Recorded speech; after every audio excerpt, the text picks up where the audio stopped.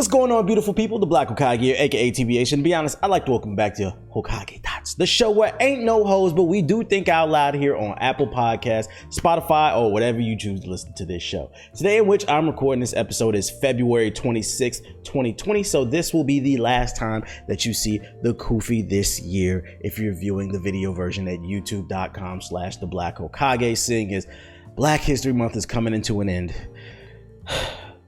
Dante Wilder, why'd you have to end the month this way with that loss? Anyways, now before we get into the show, just know that if you enjoy the show, make sure to rate it 5 stars on Apple Podcasts. It helps move my show up the algorithm, which helps bring in new listeners. So please rate the show 5 stars on Apple Podcasts. If you want to financially support the show, head over to redcircle.com/Hokage Thots and you can donate whatever amount you see fit. That is redcircle.com/Hokage Thots if you guys want to donate and support the show. All right, before we get into it, just know that we talking a little bit about the gaming, a little bit of the music, and I got some questions, life stuff a little bit. It's gonna be all right. Show's gonna be all right. I don't know. I honestly never really know where this show's gonna go, except for on redcircle.com/Hokage. Did you see what I just did right there? What's today? So let's go ahead and hop into this with the quick news. Let me show y'all this shit real quick. Let me switch over to my article shit right here. Oh my God. Look at this. I seen this on Twitter the other day. If you are not watching the video version, I'll try to describe it to you in the audio. The tweet is, the gentrifications. And then it's an image of what looks like a probably nice neighborhood, probably in Brooklyn, if I had to guess, because there's B's all over the place, but then that B could stand for bodega. Anyways, the image says the bodega, the neighborhood market. And then it's an image of a high scale bodega somewhere in New York. If I had to guess, this is Brooklyn because it's the most gentrified borough. Between that and like downtown Manhattan, but that's like the tourist area, it doesn't count. Brooklyn's the most gentrified borough. Contrary to popular belief, don't believe what the woos and the chews will have you thinking in their music videos, like people just busting their ops all day in fucking Brooklyn and shit like that. Like that's a very small section of Brooklyn, like East New York and shit like that. But Brooklyn is a very big place, and for the most part, that borough is fucking gentrified, and this is what's popping up. New York, what is going on? I thought the best place on earth is to get the bacon, egg, and cheese at the bodega with the bodega cat, and they this is crazy gentrification. This is what it looks like to just move into a neighborhood and wipe out all the fucking code. The bodega neighborhood market. I can't believe it. Look, you can see a little bit inside. You can see they got high-end beverages and shit in there. Like this is cool. Like this store is cool to have in like a neighborhood and shit, but calling it the bodega.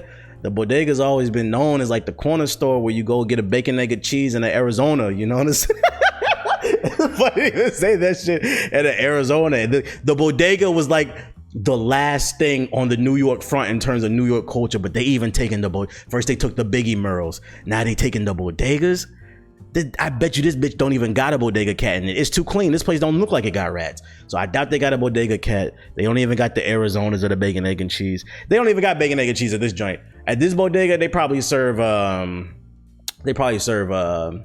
eggs and toast with what's it called? Avocado toast. That's what they call it. Yeah, they probably serve avocado toast here. Couple eggs, a little bit of avocado, so you can get your health joint, get your nice little coffee or whatever.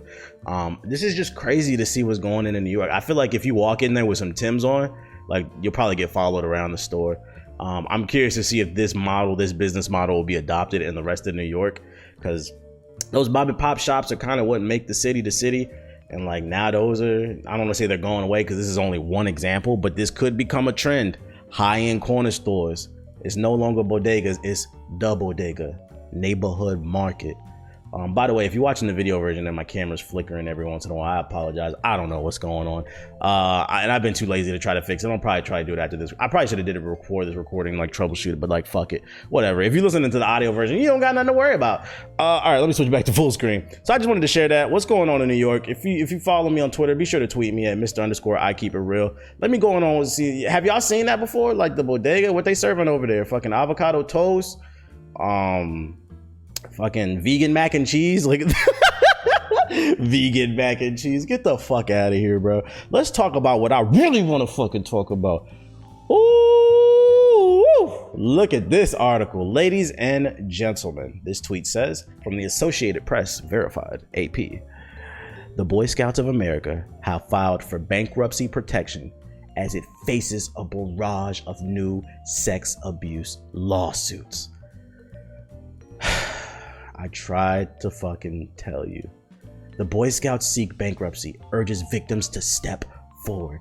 The Boy Scouts of America urge victims to come forward Tuesday as a historic 110-year-old organization filed for bankruptcy protection in the first step towards creating a huge compensation fund for potentially thousands of men who were molested as youngsters decades ago by scoutmasters and other leaders.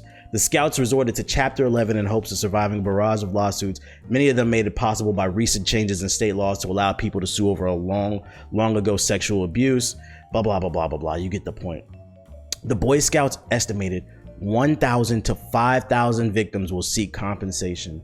The BSA encourages victims to come forward to file a claim as bankruptcy processes move forward, the organization said in a statement.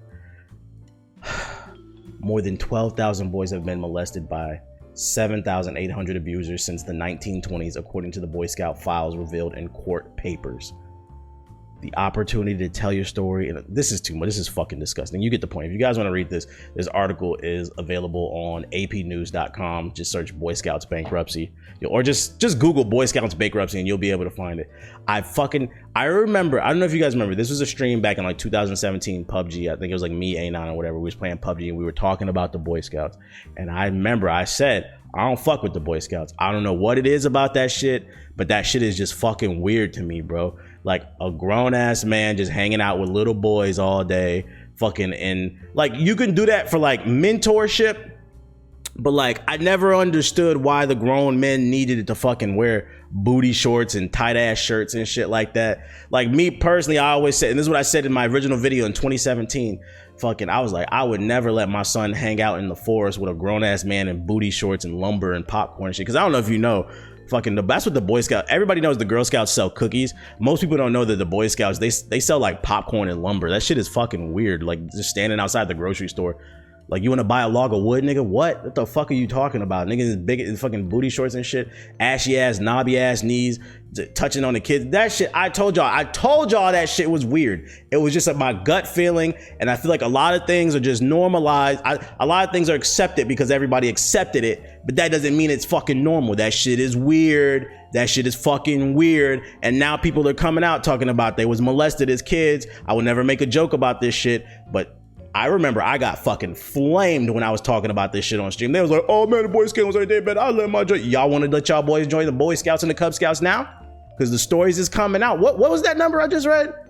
12,000 boys molested.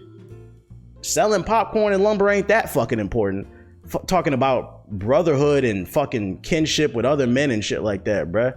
Like my son can hang out with his uncles or his cousins. He can hang out with me if he needs to learn life lessons.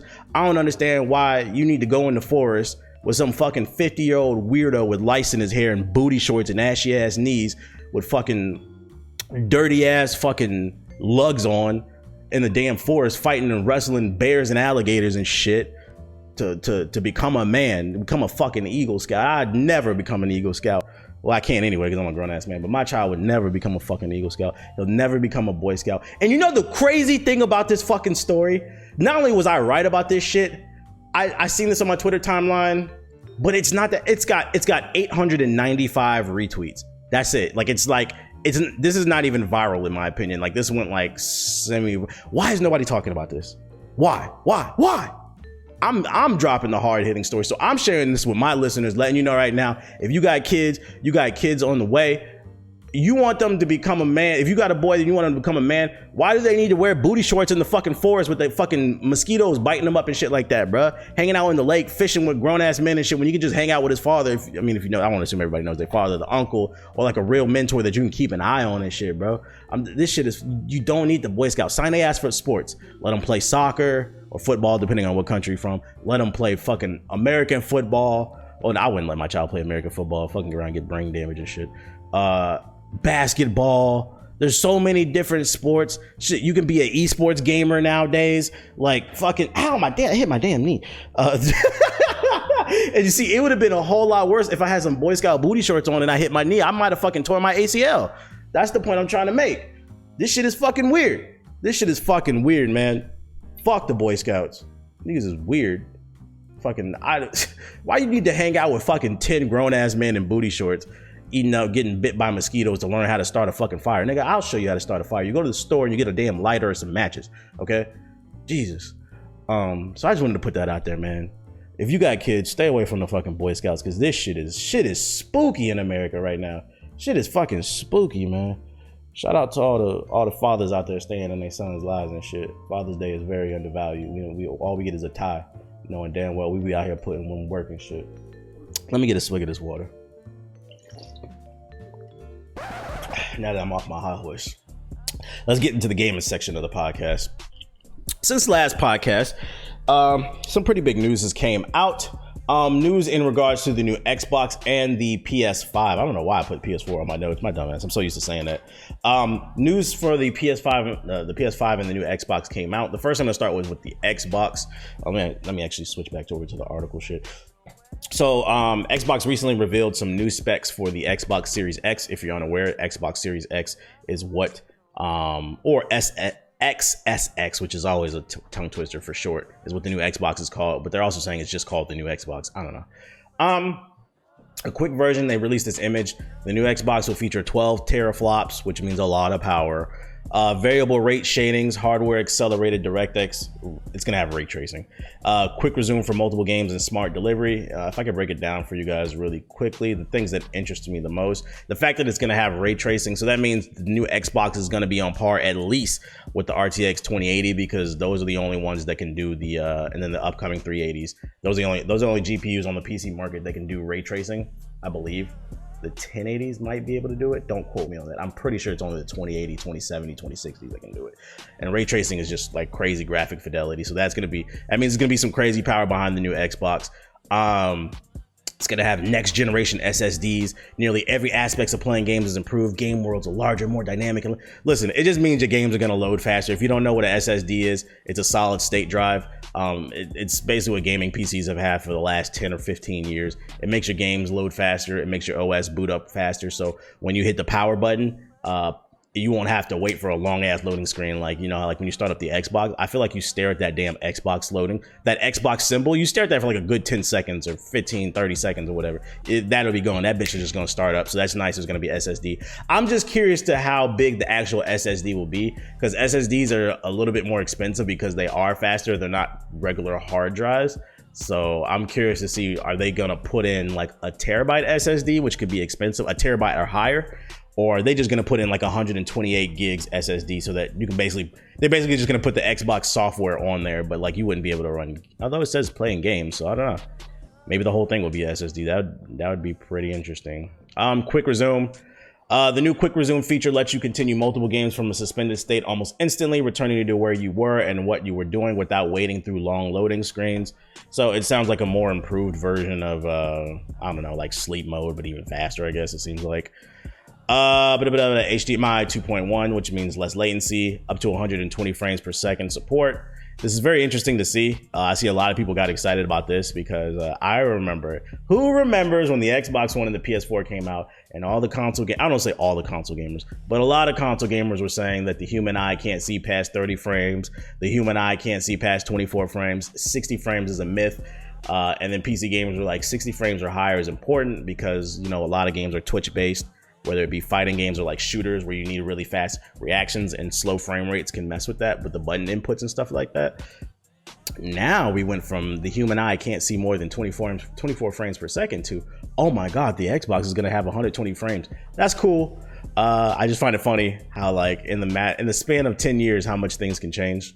And then fourth generation gaming. This is cool. Our commitment to compatibility means Xbox One games, including backwards compatible Xbox 360 and Xbox original games, look and play better than ever before. So basically any game on Xbox, whether it's Xbox 360, Xbox One, and then XSX will work. 4 generations of games. It's gonna have 100% backwards compatibility. That's pretty fire, I'm not gonna lie. I don't know how often I will use backwards compatibility, but it seems like the Xbox One was a beta test for their, I'm going to assume they're going to use the same emulation software, and they're going to bring it over to the Xbox SX, and it seems like they perfected it to the point where you can play pretty much any generations of games, or maybe it'll just be disc-based. I don't know. It said your favorite games, including titles from the Xbox Game Pass, will benefit from steadier frame rates, faster load times, and improved resolution and visual fidelity. So the backwards compatibility will be even better because it'll have better frame rates and a higher resolution. So that's cool. That sounds like emulation. That sounds like they're upscaling and shit like that. But that's cool. So if you buy the new Xbox, at least you know your Xbox One games and 360 games are going to work. You're going to have something to play on it if they don't have anything day one that you want to buy. Although I would hope, because that's the reason you're buying it. Then Xbox Game Pass and a bunch of other stuff I didn't really care about. If you want to check out the full article, it's on GameAndIlluminati.com. Just search new specs revealed for the Xbox Series X. So that's the Xbox. That's cool. I'm not gonna lie. It sounds like this thing is gonna be a beast. It sounds like it's gonna be powerful. Xbox and PlayStation are listening. I remember when PS4 and Xbox One had first came out. Pretty much the PC community was like, yo, these consoles are mad under, because I'm old enough to remember when consoles were more powerful than PCs at one point. When the 360 launched, the 360 in terms of price to performance was better than any PC that you can get on the market, and then eventually PC, because PC is constantly evolving. Eventually PC caught up and passed it, but that's the point. It seems like consoles are going back to where they're trying to lead the pack. They're not going to always lead the pack, because the thing about consoles is once they decide on the specs, those are the specs for the next 5 to 10 years, depending on how long the console lasts. But when they come out the gate, it seems like they're future-proofing it to where it's not going to seem like it's underpowered at the moment, because the 2080 is the most powerful GPU that you can get on the market at this point right now, until the 380 line comes out. So that's some pretty powerful shit. I have a 2080 in my gaming PC right now. And I can tell you it's very nice. You're getting a high-end PC. It makes me question how much this shit is actually going to cost, because a 2080 ain't no joke. I think I paid and I got mine on sale. I think I paid like $600 or $700 for mine, and I got mine on sale. Mind you guys, that's just the GPU. For computers, you need a GPU, CPU, RAM, hard drive, motherboard. You need the case. Like, that's just one component. And we can actually look it up right now. Let's see. How much is it going for right now? RTX 2080. As of February 26, 2020, the RTX 2080 is going for, depending on what model you get, some are 700, some are 1,000, some are 500. So like 500 to 1,000, because there's different models. The one I got was like 600 or 700. Sounds like this Xbox could potentially be pretty pricey. And speaking of, before I get into price, because that was actually a good segue. Where the fuck are all the games? This is cool. Where the fuck the games at, man? Because it would be a shame. Everybody's getting excited about it. It does sound like this new Xbox is going to be pretty fucking powerful. It would be a shame they announce all these specs and we get Minecraft in 8K. I'm just saying, just putting it out there. Where are the games? Y'all said y'all picked up 14 studios like 2-3 years ago, right? 2 years is enough time to say that you're producing. Like, what are y'all working on? So far, we've only seen Bleeding Edge from Ninja Theory that they picked up. But what about all the other studios? What are you guys working on? I'm really hoping that you guys have some great day one games, or within the first year or two that the console drops, because all this power is cool. It's nice to have all this, but at the end of the day, we buy consoles for games. Y'all talking a little bit too much about specs. Where the fuck are them games at? And I'm hoping at E3 they show their ass off. Maybe that's what they're waiting for. I'm just saying, like, give us a little nugget, like one game, like something, like, not that. But speaking of price, this actually leads me into the PS5. On the PS5 front, some news came out that, let me get the article up here. The PS5 a report claims that the PS5 will cost $450 to produce. Sony is struggling with costly parts driven by high demand for memory components that could drive the price of the PlayStation 5 to around $500. According to a report from Bloomberg, the current manufacturing cost of the PS5 is around $450. All right. So for those of you who don't understand, what this article is saying is it's costing Sony to produce the PS5 for $450 because of how expensive the parts are, which sounds like this is going to be another high-end console, which is what I like. The problem with that, and what I've seen a lot of people on Twitter and just Twitch talking about and YouTube, is like, confirmed PS5 is going to cost $450. No.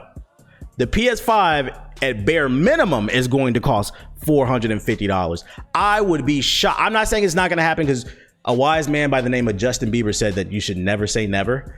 I'm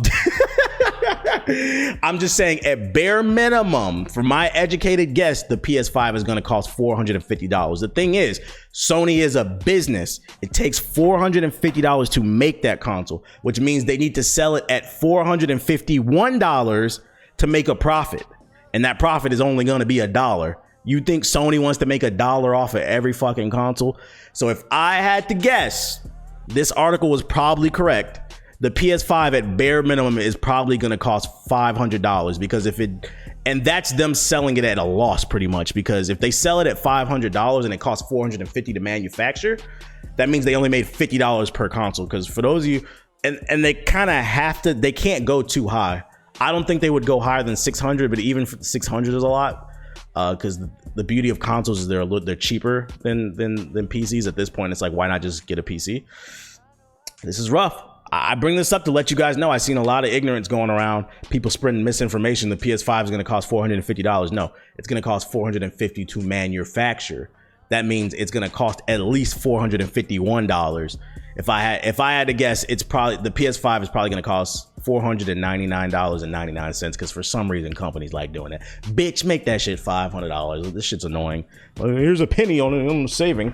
And to be honest, you keep this shit a buck. When you think about it, it might be higher than $500 because they already are saying that Sony is struggling with costly parts, driven by high demand. And let's not forget this whole coronavirus thing is going on in China, and that could fuck up with the manufacturing prices of the production of the PlayStation, because a lot of these PCs and these parts and shit, they come from China.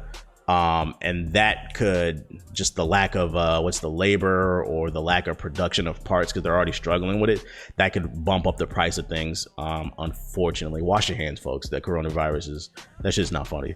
You see in a lot of companies, I don't know if y'all saw, but for PAX East, Sony pulled out of PAX East. There will be no Last of Us 2. There will be no Sony at PAX East, period. They was like, we not fucking with that coronavirus shit. That shit is no joke.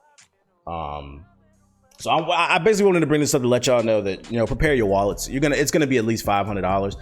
For those of you unaware, consoles, companies always sell their consoles at a loss or a very small profit margin because they just want to get as many consoles in the door, and then somewhere down the line usually companies don't make money off their consoles until 2-3 years later when they're out, because the thing is, like, the specs on the PC is constantly evolving, but the specs on consoles are not. So when the PS5 and the Xbox One X or the Xbox Series X drops, those are the specs for the next 5 to 10 years, meaning that the parts will never change. So it'll become cheaper to manufacture because the parts will become more in abundance. It'll become easier to manufacture. So the price drops. That's why price drops over time, because the specs do not change. That's why prices always stay the same on PC, because the specs are always changing. So I just say prepare your wallets. Most of these companies, they make their money off games, licensing, being able to get your music and your games on their PlayStation Store and stuff like that. And then if you want the new Xbox, if I had to guess, the new Xbox is probably going to be at least 500 too. So that's like $1,000 if you're trying to get both. I would be shocked if the new Xbox or the new PlayStation wasn't at least $500. That would be, and I'm not saying it can't happen. I'm saying it could happen. Like Microsoft or Sony could say, fuck it. We're going to take $100 loss and we're going to charge $400 for the PS5. Great for the consumer. Terrible for Sony because they're going to lose a shit ton of money, but they might get a higher adoption rate sooner, and then they can make their money back through game sales as well as licensing and all this other shit. Because for those of you unaware, like it costs like $50,000 or some shit like that every time 2K drops an update. It costs money to update your game because they have to send that shit to the servers and shit like that. Like that was like a random. It's a lot of money. So they can make their money back there because, you know, them patches is coming for 2K. Fuck that game. Can't wait for 2K21. I have a problem. And that's why you should rate this podcast 5 stars on Apple Podcasts, because it fucking sucks. So yeah, that's just kind of the quick update on the console news. Let me go ahead and take a swig of this water.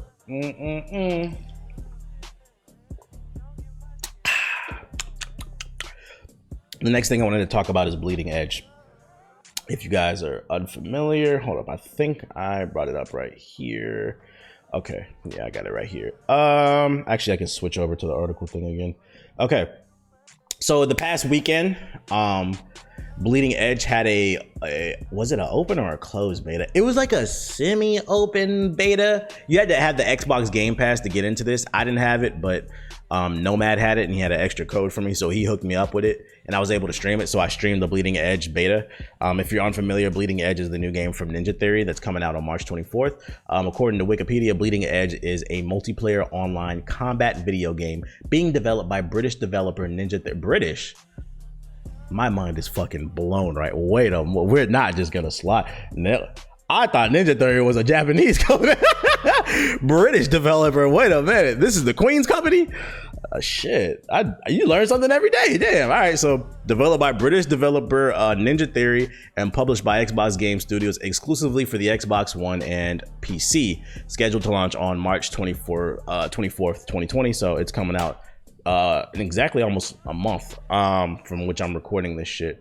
Let me bring up my notes real quick so we can talk about this shit. So the reason I'm even bringing this up is because I played the beta, and I just wanted to kind of get some first impressions since the game is a month away. Maybe they can do some things to improve it, talk about what I liked and what I disliked. So first things first, let's get into the positives. I really like the game's art style and the character design. It has some really interesting characters. They all look very unique. They all stand out from each other, and they all have like a hip hop, punk rock, like Japanese anime style to them. So like every character is very distinct. It doesn't seem like they're just, you know, copying and pasting characters like Super Smash Bros. So I really like that. And then I like the art style. It reminds me a little bit of Borderlands, but it still kind of have like its own little flair to it. And I think that's going to make the game stand out. So I like the cartoony art style. My second positive would be the abilities and just the gameplay in general. I didn't really know what to expect going into this game. The best way I can describe it is it's like a MOBA light, you know, like Diet Coke. It's like Diet MOBA. It's like an arena, but it's not small, but it's not big. Each level is like a medium-sized arena, and there's objective-based games, and it's 4v4 combat. They have different classes. They have, you know, your range characters, your melee characters, your tanks, and all that other shit. And you gotta have a good combination of characters when you go into these objectives. Otherwise, you're gonna get them cheeks clapped. I really enjoyed it because it plays like a MOBA, but at the same time, it's still fast-paced action. And then also it's not clickety clackety like League of Legends and shit. You control it with the mouse and keyboard. So from that, I kind of got a little bit of Paragon vibes because you're using, you know, the mouse and keyboard to control where you want to go with WASD and shit like that. The objective based gameplay though, it's very satisfying when you work together and you combine different abilities, because that's what you need to do, like a MOBA, in order to push the objective.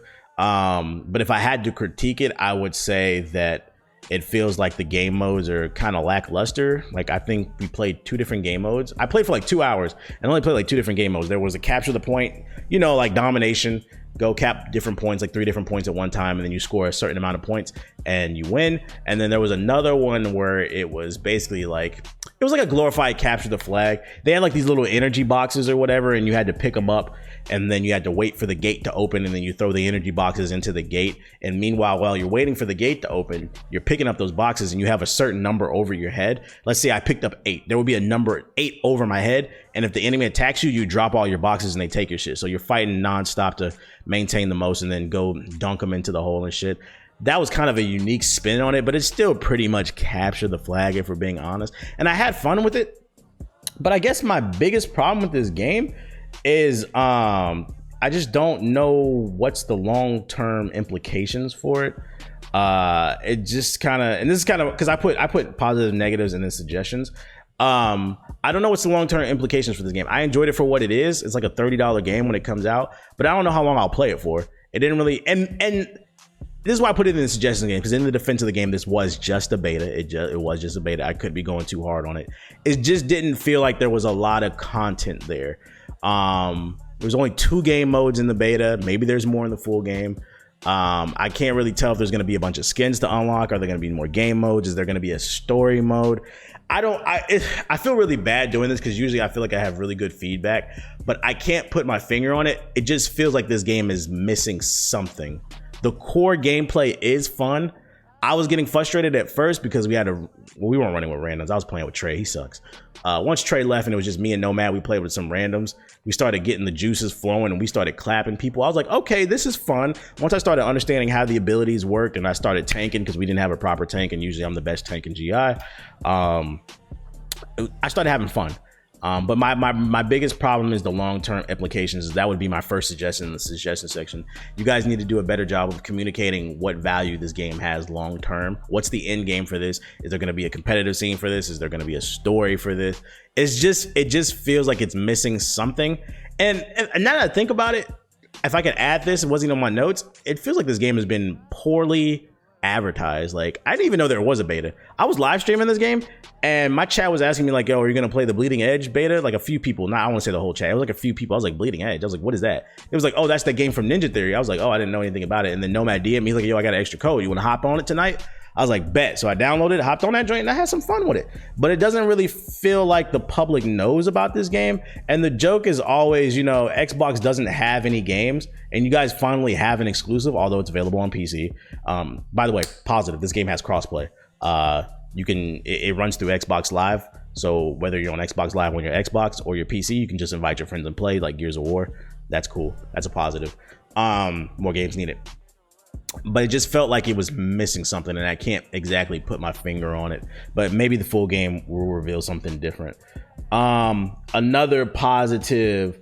What the fuck is I wrote down hop on and off. Oh, hop on and off the board. Like MOBAs, you know how you can well, not like MOBAs, but you can I don't want to say fast travel in this game, but like you have a motor transportation. Like each character has like a hoverboard or like a bike or something, so you can travel around the map faster, and you can use that to get away in combat. I like the fact that you can hop on and off of that at any time. You have a mount. Each character has a mount, similar to what was Blizzard's MOBA? What was Blizzard's freaking MOBA? Heroes of the Storm. How you could hop on your mount at any point and get around the map a little bit faster. That's cool considering the fact that you have full control over your character and it's not all clickety-clacky like League of Legends. So I like that. It added a certain level of extra strategy to it, knowing when to get in and get out. Negatives. It felt a little bit imbalanced based off a little bit more of the little experience that I had. It's kind of hard to gauge because I only played it for 2 hours. It was like the last 2 hours of the beta. This beta was only like the weekend, and I could only hop on like the last 2 hours because I was busy that weekend. But it feels a little bit imbalanced. Some characters feel a lot better than others. I feel like they can tweak that. And then also, this has nothing to do with the game, but just be aware if you are interested in picking up this game. I had to put this in the negatives. Once again, it has nothing to do with the game, but more so just people are stupid. Be aware, don't even bother running with randoms. At least have a 2-stack, because I promise you, this is one of those games where like every game where you have to run with randoms, you'll get frustrated. But this is one of those games where it's like Overwatch. You will get it's next level frustration running with randoms because the game is so reliant on you being in sync with your teammates and combining your abilities to clap the enemy as soon as possible and attack the objective. You will get frustrated because people are just trying to be superstars, and even if you just have like bad teammates. It feels like this is one of those games that's easy to pick up, hard to master. But just keep in mind that like don't even bother with randoms. And then last but not least, the other suggestion that I had was it feels like this game needs more communication tools. I don't know if there was voice chat. I looked, but I might have missed it. I was kind of rushing through things. There might be voice chat. I could be wrong. I definitely didn't see any like chat that you can type in like on PC to communicate with you. And like this is a team-based game. It just seemed like the communication tools were lackluster. Maybe they were there. I don't know. Also, it would have been nice to have something like basic commands like attack the point, kind of like how they used to do in Paragon, where you could hit like the Q button and it would bring like a menu up of different like basic commands. Every MOBA has it, and you could tell them, hey, let's defend point B, let's go here. So if they don't have a mic, it would have been nice to have something like that, like some basic communication tools.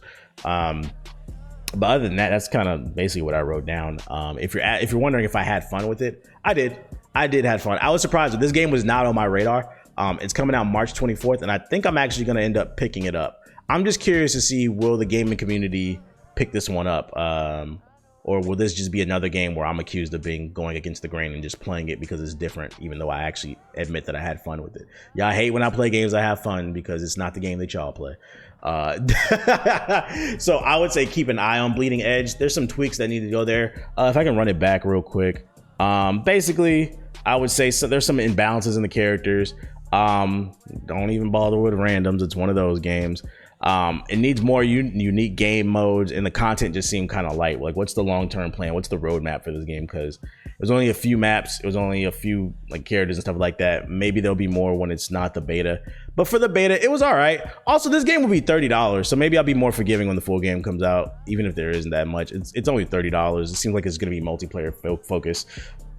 I think this could appeal to like the Overwatch crowd and stuff like that, especially because, well, it's in third person, which I like more. That's beside the point. Bleeding Edge, it's all right. It's all right.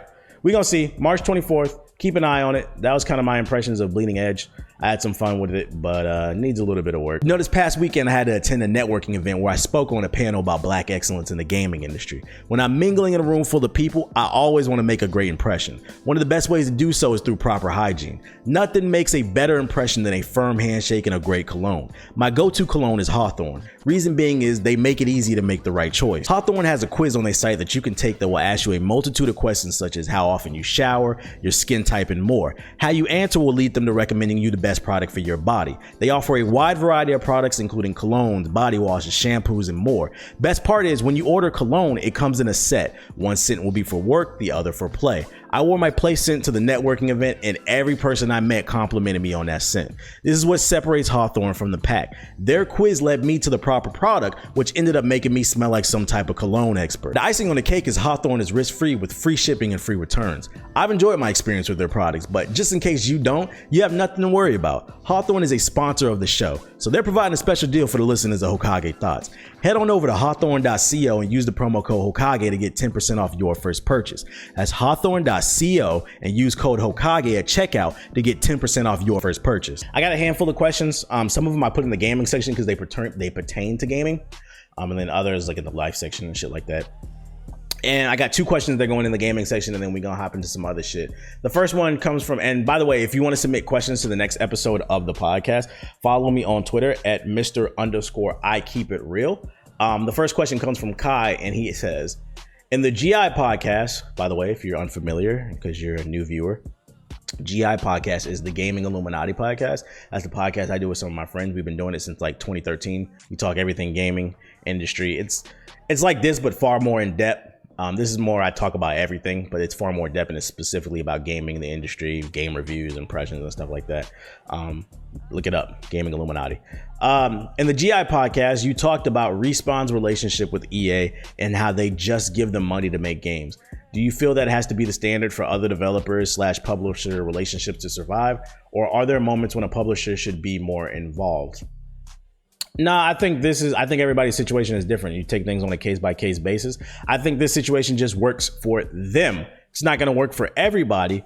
To play devil's advocate here, believe it or not, I believe that some people do need a more business-minded person to push them and get their product out, because there are a lot of people that are great at creating content, whether it's video games, music, art, whatever type of content you create, YouTube, Twitch, but they're terrible at business. And this is where the publisher comes into play. Sometimes you need that little bit of extra pressure on you. What I think is wrong with the gaming industry right now is I feel like the publishers have a little bit too much power. I feel like they need to find a middle ground where they compromise. Because there's a lot of people who are quote unquote artists, and they'll tell you, I just want to create art. I don't really know anything about the business side of things. And it's okay to put an ETA on things. Because for some people, I know if you just give them unlimited time, their art will never come out. I think an example is whether you like his music or not, Playboy Carti, he's a rapper. Like that dude like almost never puts music out. And from my understanding, it's because he said something along the lines that like he never feels like it's good enough or something like that. And that's how a lot of artists are.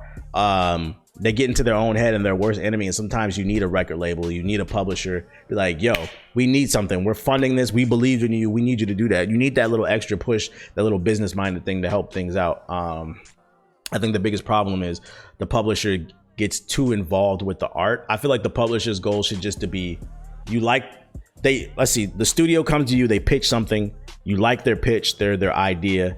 You're basically an investor. I feel like the publisher should be. You're giving them money to produce their art, but let the artists do their job and give them an ETA, because at the end of the day, you are investors. But I don't like how a lot of publishers are, inserting a lot of microtransactions. Publishers are starting to influence the game development side, and it's like, bro, stick to the business side, because you're ruining the game. And the worst part is, a lot of, like, I've met a lot of developers at EA for like various different games. They're very nice people. They have nothing to do with the investors at EA. Like, a lot of times when it affects, I feel like people don't realize it affects everybody as a whole, what the publishers do, and the publishers don't realize that. Then the game, and I feel like no game developer should be attacked because of a product. Like, you can give your criticism, but you shouldn't be sending death threats and all that. That shit is weird. But what the publisher does affects the studio, and I feel like the publishers don't realize that. At what Activision does affects the studios under Activision. When they do dumb shit, then the studios catch the heat. And it's like, yo, the studio who created that game, they're just being published by EA. But what you need to do is be talking to those higher ups that make those business decisions, because they're just there to make the content. They're working hundreds of hours every freaking week to make the games. And unfortunately, the publishers, you gotta look at your contract, man.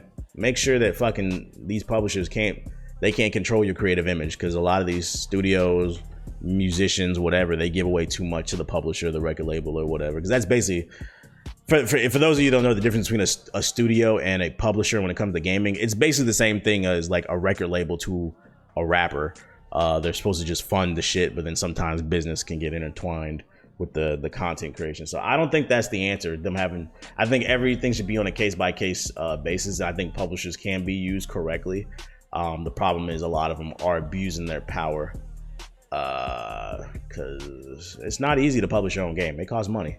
It costs money to sit there and produce the game, but then also you got to find a way to produce it. What's the point of to promote it? What's the point of producing the game if there's no eyes on it? You need money for that shit, unfortunately. So it can be a necessary evil. I just think that we got to find a middle ground and compromise. That's my thoughts on it. The second question comes from Toronto Toms V. Toronto Tings, yes sir. And he asks, instead of EA trying to compete with 2K or NBA Live, they should just bring back EA Big and attempt to outsell NBA 2K with a better revived NBA Street. It only makes sense. All right. It doesn't make sense. I hate to break it to you. And this is coming from somebody who's a big fan of the Street series. I loved NBA Street. I loved NFL Street. I even loved FIFA Street. I think it was actually very underrated if you didn't play it. Those games were actually very fun. All the Street series were very fun to me. The reason, I don't know if I said this on a podcast. I know I said it on Twitch, but let's go ahead and repeat myself for the sake of the podcast, and let's get it on wax.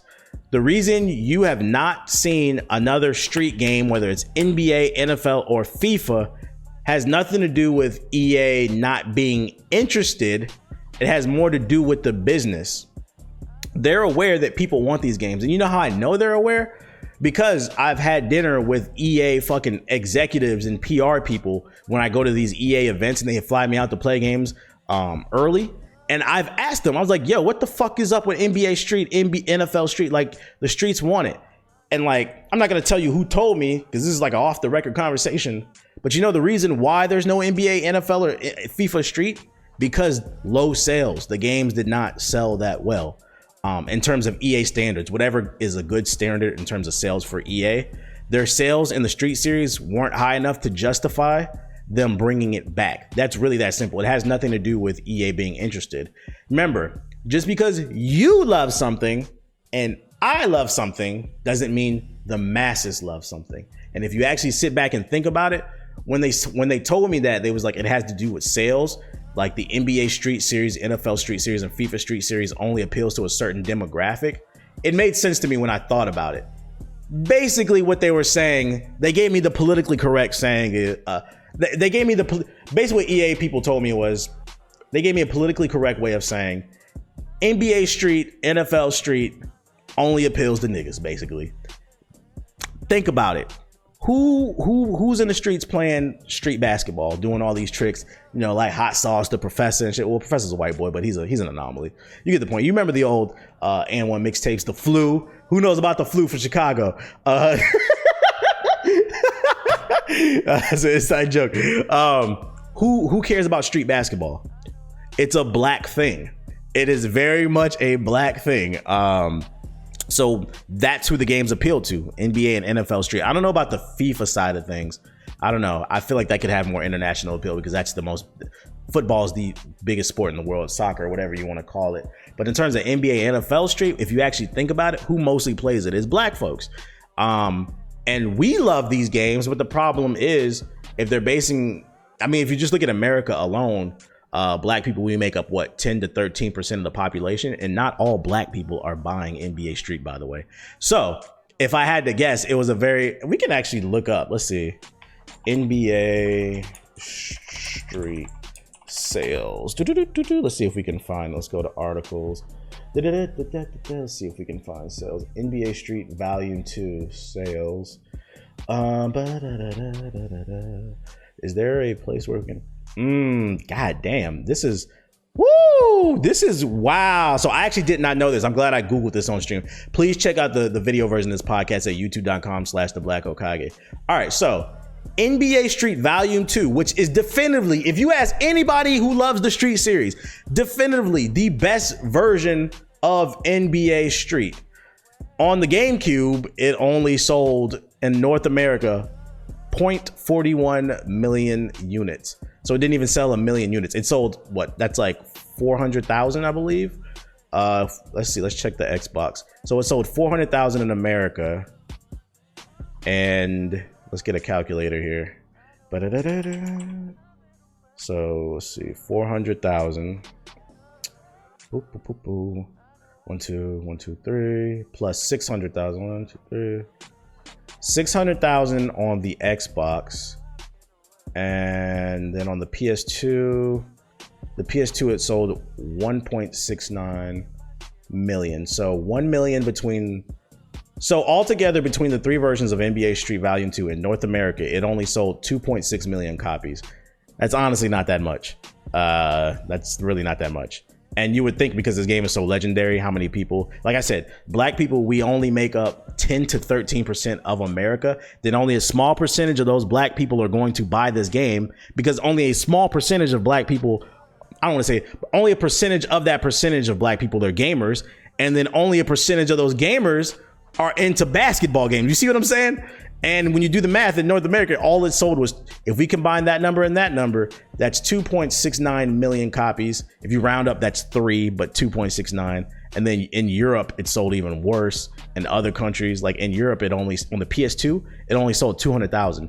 If I had to guess, if I combined all the countries together, I doubt this sold more than like 4 million. 4 million. That's really not that great when you think about it. Like I said, black folks, we love this game. But unfortunately, what I got out of that conversation at dinner was black, and I would have probably Hispanic, black and brown people, we love the game, but other people don't love it and they want to appeal to a mass market. At the end of the day, if you're spending millions of dollars to produce a game and you only sell a couple million, you're probably not making that money back, especially because remember, you have to advertise the game, you got to print discs, you got to pay the developers. Think about all these costs and they're only selling a couple million. Mind you, when did this game, NBA Street Volume 2 came out, what, like in 2004? Let's see, NBA Street Volume 2. What was the release date? The release date was April 29th, 2003. 2003. 4, 5, 6, 7, 8, 9, 10, 11, 12, 13, 14, 15, 16, 17, 18, 19, 20. So 15. It's been 17 years since NBA Street Volume 2. And it only sold 2 million copies in North America. Think about that. That's not a good ratio. There are plenty of games that'll sell 2 million copies in a weekend. Because like Cyberpunk is probably gonna sell more than 2 million within the first week. I promise you that. So that's not a good number when you think about it. And like I said, they told me at dinner, at demographics, people who played NBA Street loved it, but the problem is it doesn't have mass appeal. I guess what I'm trying to say is it's a very niche game.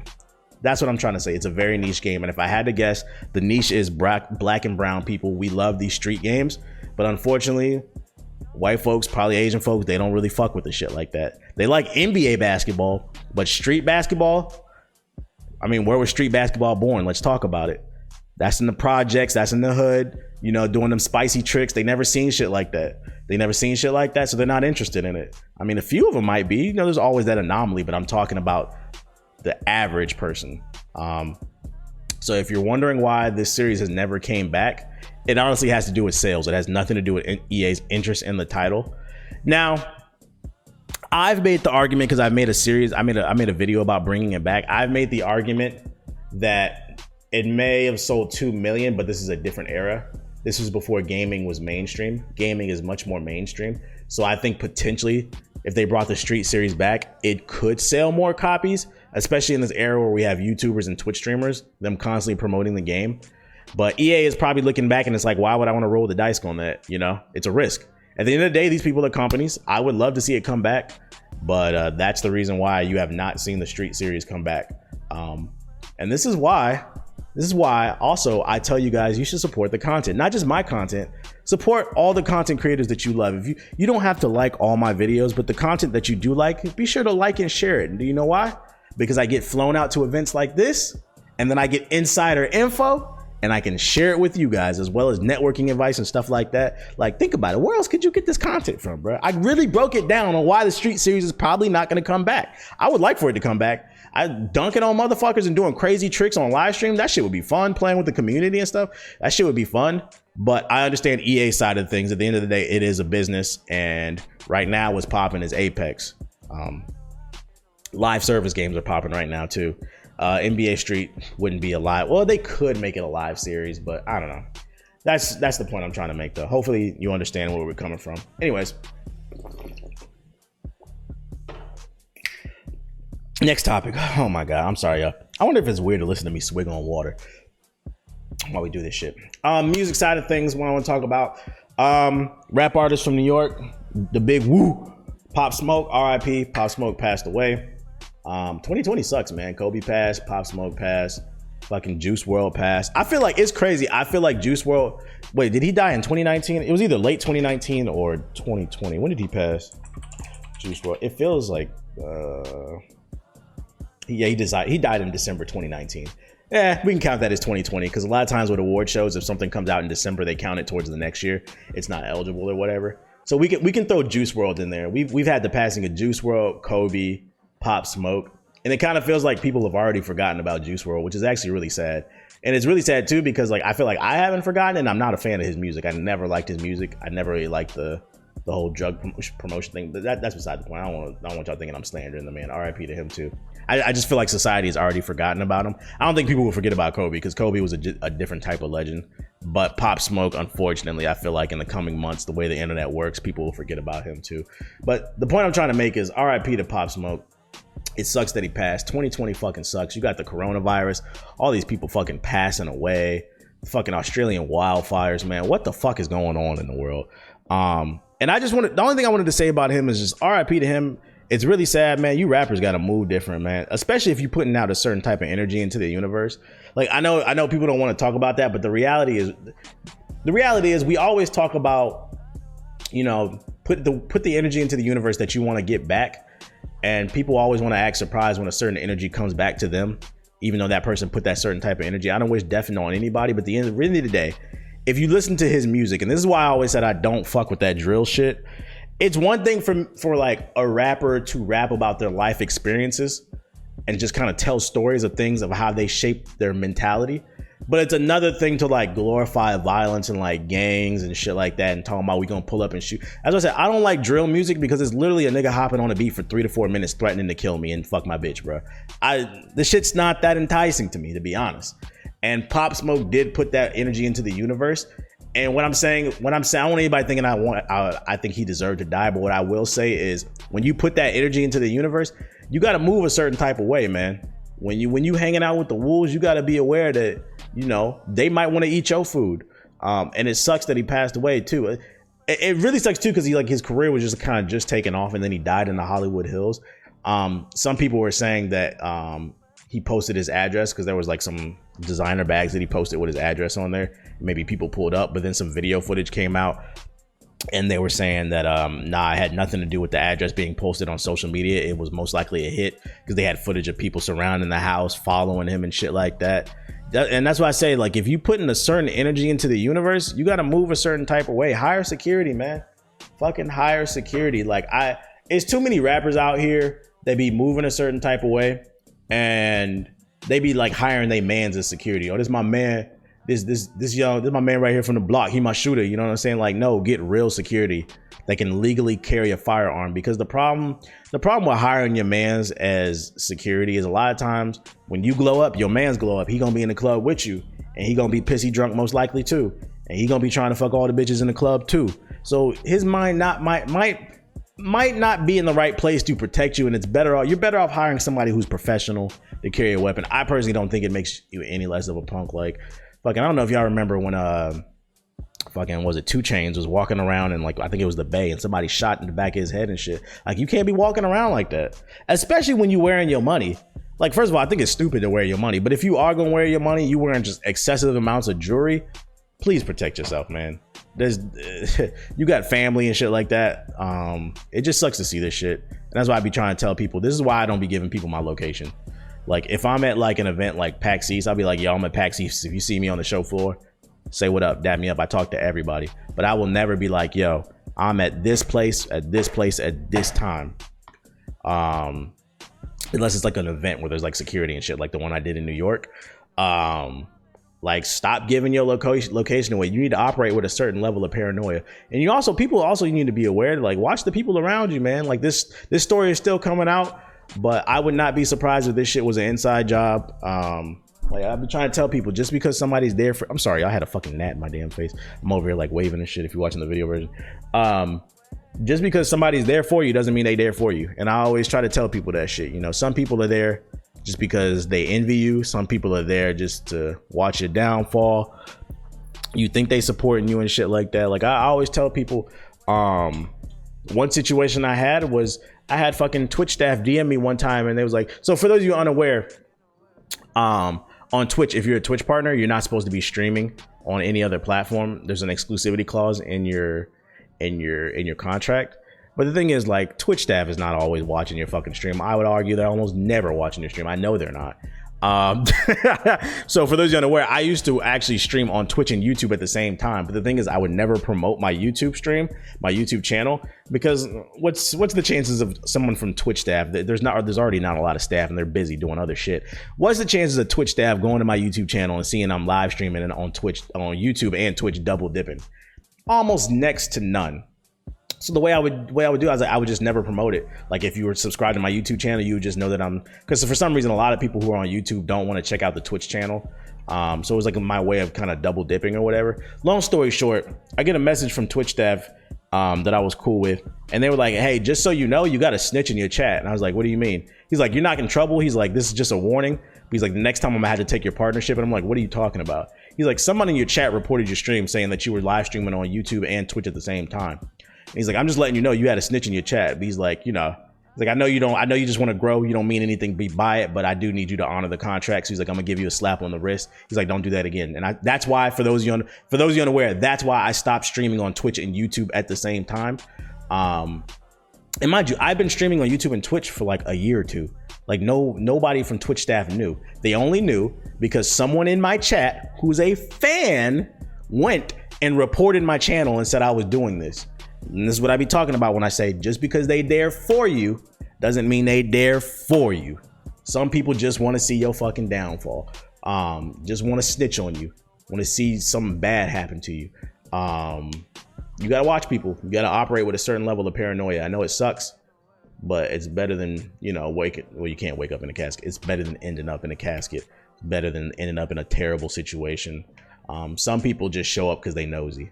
A lot of people don't really care about you. They just want to know what's going on with you so they can talk about you, but they don't actually give a fuck about you. So be careful about that shit, man. R.I.P. Pop Smoke. I'm tired of these rappers dying. Y'all gotta move smarter. It is what it is. Oh, one more thing I wanted to say about Pop Smoke. What really sucks about him too is if you listen to his album, the first song on the album was called Invincible. And like the hook is, and I'm paraphrasing, I feel invincible.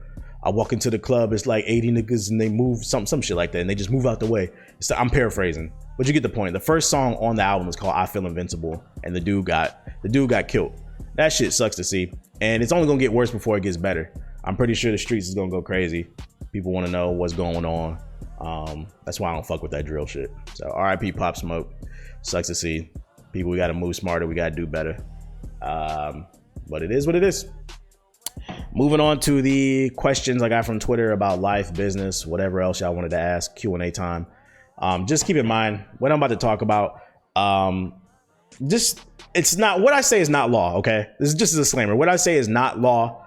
You don't have to listen to any of my advice. You can do whatever the fuck you want to do. These are people asking me questions, and this is me trying to answer them to the best of my ability. And with that being said, the first one is not a question. I lied.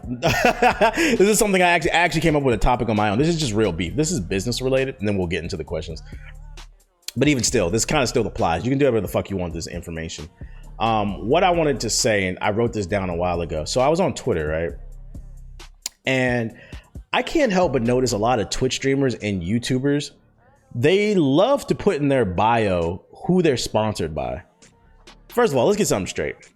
Your favorite YouTuber and Twitch streamer, especially on the Twitch side of things, 9 times out of 10, they're not actually sponsored. A sponsorship is when a company pays you a flat rate, a flat fee to advertise their product. A sponsorship is me promoting freaking Hawthorne on my podcast.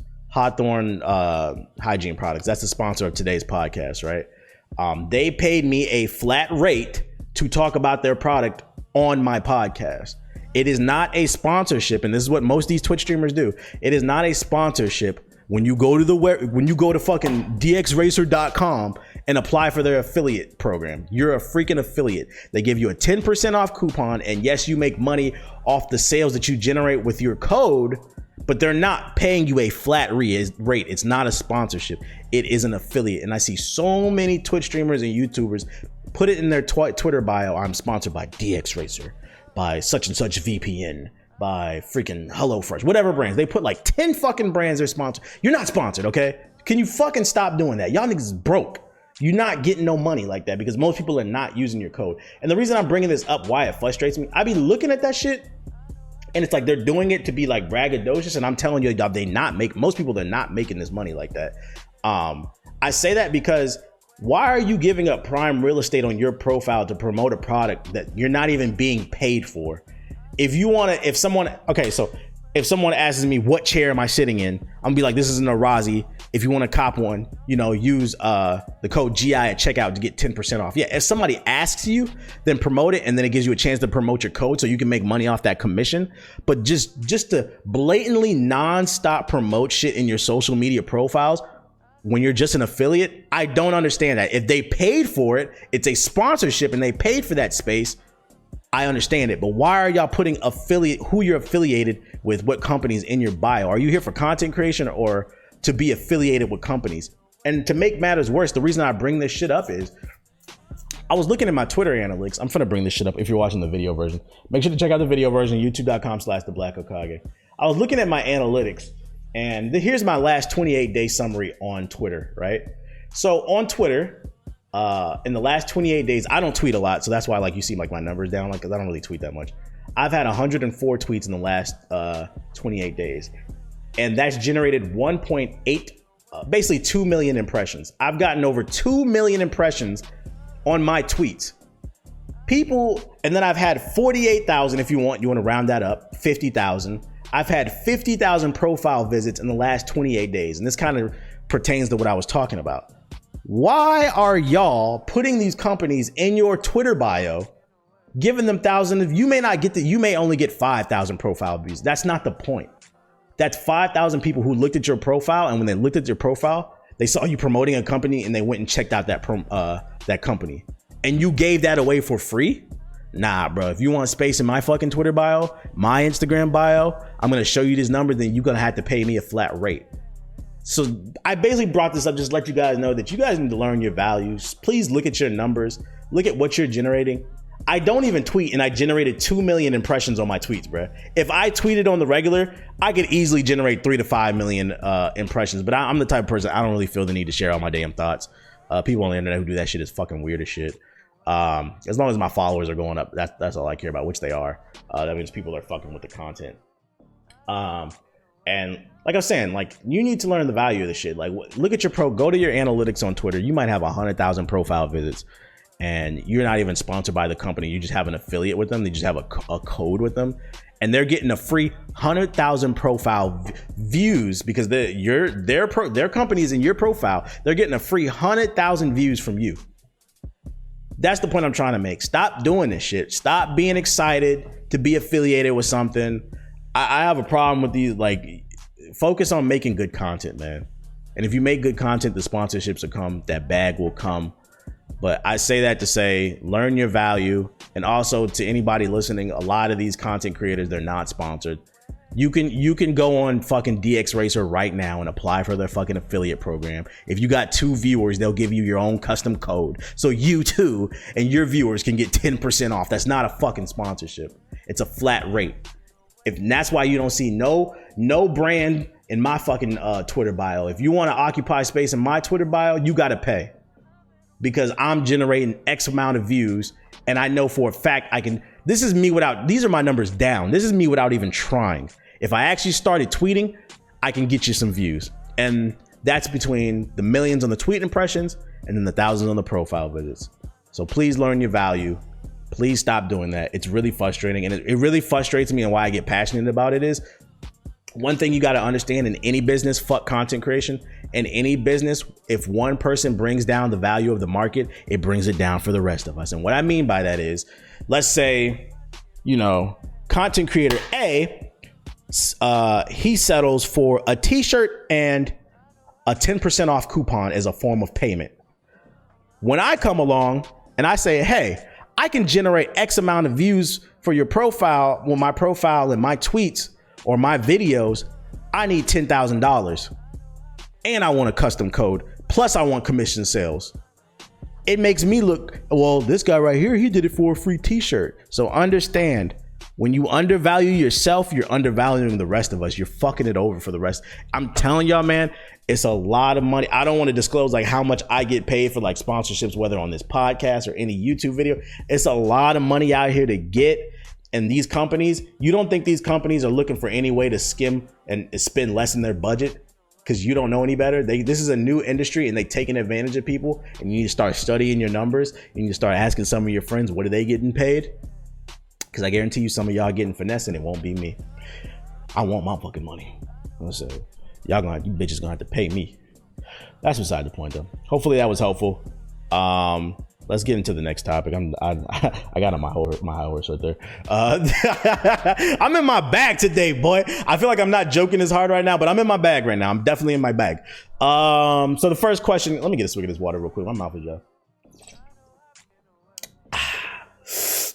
So the first question comes from Miles, and he says, on Twitter, follow me on Twitter at Mr. I keep it real. He says, have you thought about combining your passion for gaming with experience with working with kids, maybe an after school gaming club or underprivileged kids? It's funny that you asked that. I don't like putting all my goals out there because I feel like people will use your goal. Like they'll use your goals against you. Like, oh, didn't you say in 5 years you wanted to do this? You didn't. Haha, you're a failure. That's why I don't like people putting their energy all over my shit. But it's funny that you brought this up because maybe you're like thinking the same thing as me. But like that is something I would like to do in the long term if I had the money. I don't have that type of capital, but it would be cool to be able to do like an after school program for kids where I rent out a warehouse. We get like 20 PS4s, or at this time it'd probably be PS5, PS6, but you get like 20 PS5s, 20 of the new Xboxes, like 20 gaming PCs, and then have like a homework center. And I don't know, charge like $5 for 3 hours, or you could buy like a monthly pass, unlimited time. But the rule would be, it's an after school program and you would have to get your homework done. That's how I have it. I have it like thought out in my head. The rule would be, we have a homework center like to the left, and then the consoles and the stuff and the PCs in the back. And you would have to, if you're coming from school, if you're a minor and you're coming from school, you have to have your homework done before you can start gaming, and maybe have like hire a couple tutors that would hang out in the homework center all day. That would generate a bunch of jobs, I think. And then when they're done, you can go play games. Like instead of like a traditional YMCA where they just have like board games and fucking playing basketball and shit. So like a gaming YMCA type thing, I think that would be cool. That's something that I've kind of had in my head. Just, I guess, working out that's like a basic business model that I have in my head, but working out the kinks. How would I get working capital for that? Would I be able to franchise it and make more like open up across the city and then in other cities and stuff like that. Like long term, I would like to have my own, and like that's not the only business idea. I have other business ideas too. Because I don't, unless I start making like millions or something like that, I don't really see myself doing fucking content creation forever. Plus I've always wanted to be a business owner. I think that's dope. To be like, yo, this is my shit and I can give it to my kids. So that is one of the ideas, one of the many ideas that I've had. But it all depends on where my future takes. You never know when the future's gonna take you. You never know how your mind will shift. I think that would be dope. Somebody's probably writing this down right now, stealing it. It's cool though. Your shit won't be as lit as mine, pussy. Anyways, I appreciate the question. Yeah, somebody was writing that shit down with a pencil in the pad right now. Wait a minute, I feel attacked. Yeah, get your Steve Jobs ass out of here. Anyways, last question comes from Habit God on Twitter. Once again, make sure to follow me on Twitter at Mr_I_keep_it_real. And he asks, what was your career defining moment, or do you think you've yet to have one? If you had a wow, we've made it moment. The only reason, this is like a quick answer. I hate to break it to anybody that wants to be successful. If you actually are a truly ambitious person, you'll never 100% be satisfied. You'll find some satisfaction. You'll be able to look back and be like, yo, I've come a long way. But like for me personally, because I'm always striving for more, I'll never be 100% satisfied. For me, it's never about the money. It's more so about I'm very competitive. It's the competitive spirit of things. Like I just want to constantly feel like I'm accomplishing something. And I feel like we as humans, we need purpose.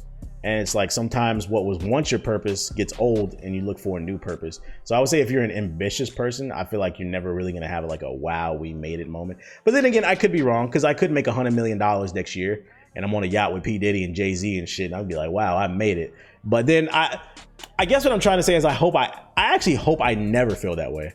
I feel like if I do, then I'll be content with where I am, and I might get lazy. That's like my fear. I might get lazy. So I personally feel like I hope I would never have a wow, we made it. I don't ever want to. I feel like when you take the time to sit there and smell the roses, you'll get content and you'll get lazy. I think it's okay to sniff the roses, but like you know, like a dog, a quick sniff, you can sniff the roses and then it's on to the next thing. It's okay to celebrate your wins, but like sit there and just full blown like you're doing coke. Just smell the roses. Nah, I don't want to take too much time to do that. I'd rather just be working on the next project, keeping myself busy. Because like I said, I feel like we as humans, we need purpose. I could be spending my time doing something else positive, whether it's me working on my goals or helping somebody else with their own goals. So I don't think I've had a wow, you've made it moment. I personally don't think I've made it. I keep telling y'all, man, I am not rich, okay? I had this conversation with somebody at the NYC event, the Black History Month event. I'm gonna be uploading the panel soon. It should probably be up before this podcast even drops. I was telling like people think I'd be joking when I talk about it on stream or on a YouTube video. They see how many viewers I have, they see how big the following is, and just because your following is big doesn't mean you know how to communicate business well enough to make the money. And I'm not saying that's my issue. I think if we're being real here, I think because I got my kufi on, let me grab my kufi. If we're being real here, like when you're black or if you're a woman, you face certain challenges that white men don't. It's harder to get into certain doors. You get certain foul shit done and said to you that makes it a whole lot harder. Basically, it's like what Chris Rock said. A lot of times, the black man has to fly where the white man can just walk. We have to work fucking 10 times harder to get half as less. So people see. I know for a fact there are content creators that are far smaller than me making more than me, simply because they have the right relationships from the right people. Got that complexion for the protection.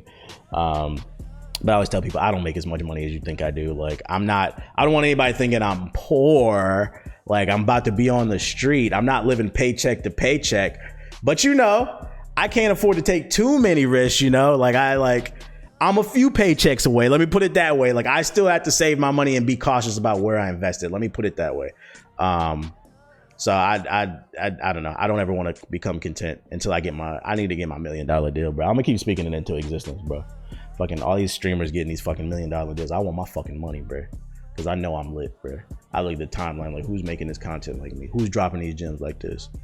This is fucking motherfucking Hokage Thots, bitch. Talk that shit.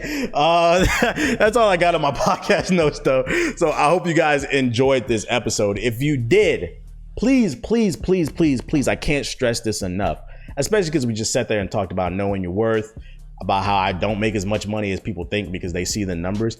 If you would like to help me make more, you want to help me grow, the easiest way to do it with this podcast is, even if you don't have the app, download the app and go on Apple Podcasts and rate my podcast 5 stars. And if there's any other app you use, rate it 5 stars. It pushes me up in the algorithm, which helps me reach new listeners, which helps me, create bargaining chips when dealing with companies and shit like that. Because the reality is, for some people, they may only need like 1,000 viewers, but when you black, you need 10,000 to get the same fucking pay rate. Because you're a brand risk or whatever. Anyways, rate the podcast 5 stars. And then also, if you just as a viewer want to support me financially, you want to donate to the show, go to redcircle.com/Hokage Thots. I repeat, that's redcircle.com/Hokage Thots. You can donate $1, you can donate $5, you can donate $100. It really helps me. It's the best way to motivate me, keep me going. If you guys enjoy the stuff that we'll be talking about on this podcast. Also, I might have another podcast on the way, about networking and business and stuff like that, with the homie Heaven. I don't know. We'll see. I'm waiting on some artwork to get done. So, you remember where you heard it here first. I mean, if you come through the Twitch streams, you already know. But I might have another podcast on the way where we're just dropping nothing but gems, because she's very knowledgeable about business and shit like that. And I think I can bring something to the table too.